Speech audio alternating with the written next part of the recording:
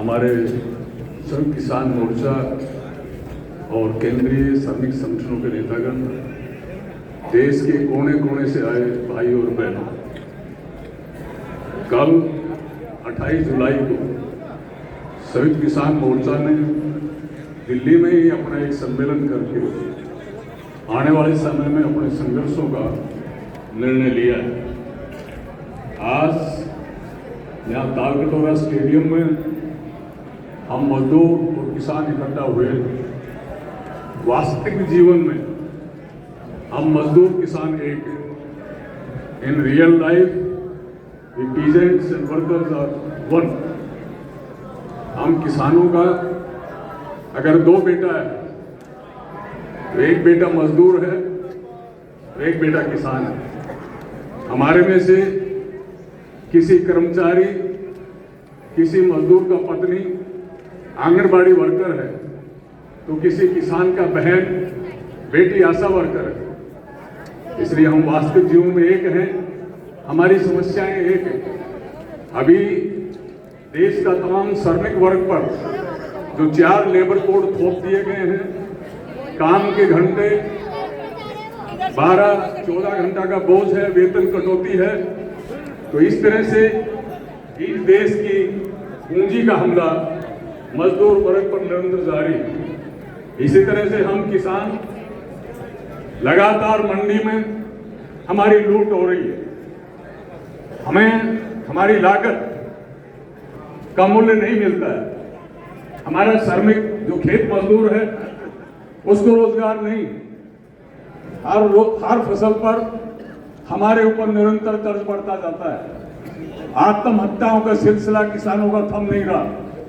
लेकिन इस पूंजी के शासन को सिवाय अंबानी अडानियों की तिजोरी भरने के अलावा कोई फुर्सत नहीं, कोई फुर्सत नहीं। ये हमारे जो ऊपर नया बिजली कानून थोपने जा रहे हैं, नया बीज कानून थोपने जा रहे हैं, ये नई मार्केटिंग पॉलिसी बड़े पूंजीपतियों के पक्ष में थोपने जा रहे हैं।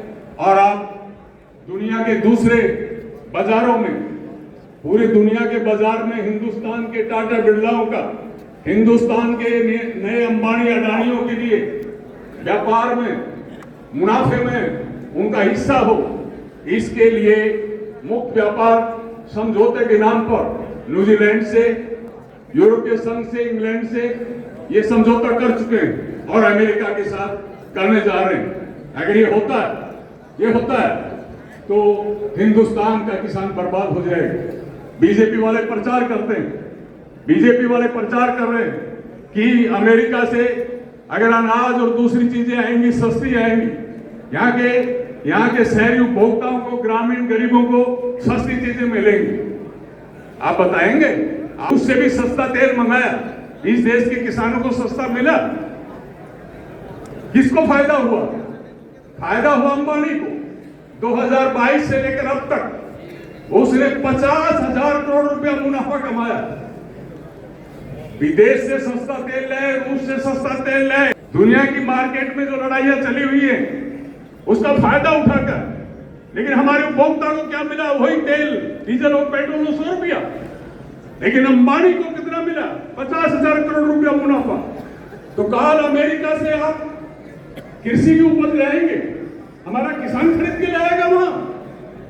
अमेरिका का सेठ यहां के बाजार में बेचेगा? नहीं दोस्तों, अमेरिका के बड़े बड़े जो दिग्गज कंपनियां हैं वो अमेरिका से बेचेंगी और खरीद के लाएगा कौन? अंबानी अडानी खरीद के लाएगा। उसने सारे देश में बड़े बड़े साइलो बना लिए, तमाम वेयर हाउस बना लिए। उसने एफसीआई के 250 से बड़े गोदाम, 250 से बड़े गोदाम सरकार से सस्ते में ठेके पर ले लिए। वो अमेरिका से सस्ती चीजें लाएगा, यहाँ के गोदामों में जमा करेगा और हिंदुस्तान के तमाम उपभोक्ताओं को उसी तरह लूटेगा जिसने अंबानी ने रूस से तेल लाकर लूटा। लेकिन बर्बादी किसकी होगी? आज मेरा किसान को उसका फसल मंडी में नहीं बिक रही है। आज किसान का जीवन बर्बाद हो रहा है। कर चल रहा है। तो ये अमेरिका के साथ जो जो जो समझौता होने जा रहा है, ये हमारी खेती पर, हमारी खेती के ऊपर मौत का वारंट जैसा आएगा। दोस्तों, हमारी लड़ाई एक है, हम मजदूर हो, किसान हो। हमारी लड़ाई इस देश के पूंजीपतियों से है। इस देश का पूंजीपति आज छोटा नहीं रहा। दुनिया में एशिया का पहला सेठ हिंदुस्तान का है, अडानी है। 10 बड़े सेठों में हिंदुस्तान का अंबानी, अडानी है। तो इस देश का बड़ा सेठ कृषि को गिरवी रख रहा है। इस देश का सेठ हम मजदूरों का खून चूस रहा है। हमारे सामने लड़ने के अलावा और कोई विकल्प नहीं।